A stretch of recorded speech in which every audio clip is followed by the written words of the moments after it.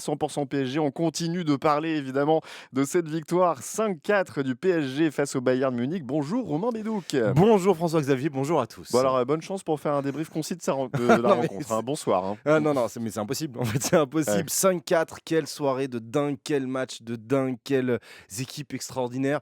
Je sais pas par quoi commencer, je sais pas par qui commencer, mais juste dire que je me considère comme extrêmement privilégié d'avoir pu voir au stade, dans le stade de mon club, Mhm. un match d'un tel niveau. C'était extraordinaire à voir, extraordinaire dans la classe, la justesse technique qu'avaient les joueurs sur le terrain, extraordinaire dans le mental pour que ça soit une équipe ou l'autre, savoir renaître à chaque fois après des moments compliqués. Et puis extraordinaire parce que ça s'est rendu coup pour coup sur le terrain, comme sur l'adaptation des coachs. Je vais pas refaire tout le scénario du match. Il y a eu 9 buts, j'en aurais pour 3 heures. Oui, on n'a Euh, pas le temps en fait. mais, euh, mais on a eu droit à une première période complètement dingue de la part des deux équipes. Le PSG qui mène 3-2 à la mi-temps après avoir été mené 1-0. Ouais. Et là où cette équipe du Paris Saint-Germain n'en finira jamais de nous étonner, c'est qu'elle a réussi encore à rehausser son niveau de jeu en sortie de mi-temps. 3-2 à la mi-temps, finalement 5-4 à la fin, on le rappelle.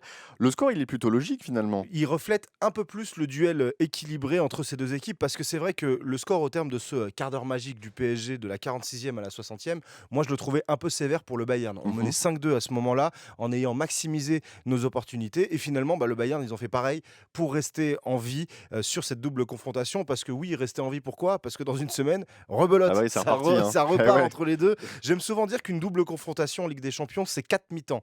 On est à la mi-temps de ces 4 mi-temps. Mhm. Le duel qu'on a eu hier, dont on se souviendra peut-être toute notre vie, sera certainement le même la semaine prochaine à Munich. La différence, c'est que les deux coachs ont vu là sur ce premier match ce qui avait marché pour eux offensivement et ils savent maintenant ce qu'ils doivent aussi modifier défensivement Ouais. pour qu'ils prennent un peu moins de vagues, comme ça a été le cas hier soir. Donc on va vivre une autre soirée d'anthologie mercredi prochain entre deux équipes qui ne savent finalement pas jouer autrement qu'en attaquant et en donnant du plaisir aux fans. Mais hier soir, étant dit entre nous, Romain, vous vous attendiez à un match si difficile?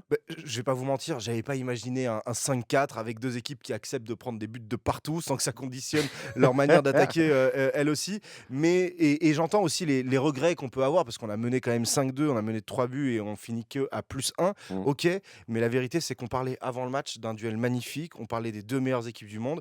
Pour qu'on ait un duel magnifique et les 2 meilleures équipes du monde, effectivement, il faut qu'en face, il y ait une équipe qui soit aussi complètement dingue comme nous on peut l'être. Bien sûr. Une équipe qui a su nous mettre en très grande difficulté, qui n'a rien lâché à 5-2 pour le Paris Saint-Germain. Une équipe avec de très grands joueurs. Michael Olise, le Français, qui a fait un match complètement dingue. Luis Diaz, des joueurs aussi magnifiques qu'efficaces. Mm. Et puis de notre côté, on a eu aussi nos divinités. Kvaratskhelia, il a été divin. C'est un joueur de très très grand soir. Kvaratskhelia, c'est un joueur de soir de Ligue des De Ligue des Champions. Champions, ouais. Dembélé, il a lui aussi su faire ce qu'il fallait pour qu'on se souvienne de lui en se montrant comme il le fallait avec un doublé comme Kvara. Donc chapeau au Bayern, chapeau au PSG. Perso, c'est le plus grand match que j'ai vu au stade de ma vie et peut-être un des plus beaux de l'histoire de ce sport. Je Mm. suis certain que le match retour, il sera du même acabit en espérant qu'on garde cette avance de 1 but parce que oui, quand même, on a gagné ce match. Oui, oui, on a gagné ce match 5-4.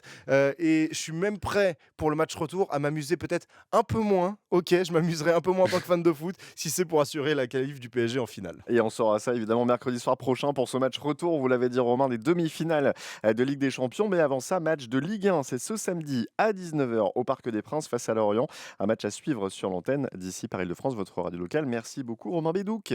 Bonne journée. On va aller faire un petit dodo Je éventuellement. vais essayer. Vous allez essayer, ça va pas être facile, je sais. 100% PSG, rendez-vous demain 8h40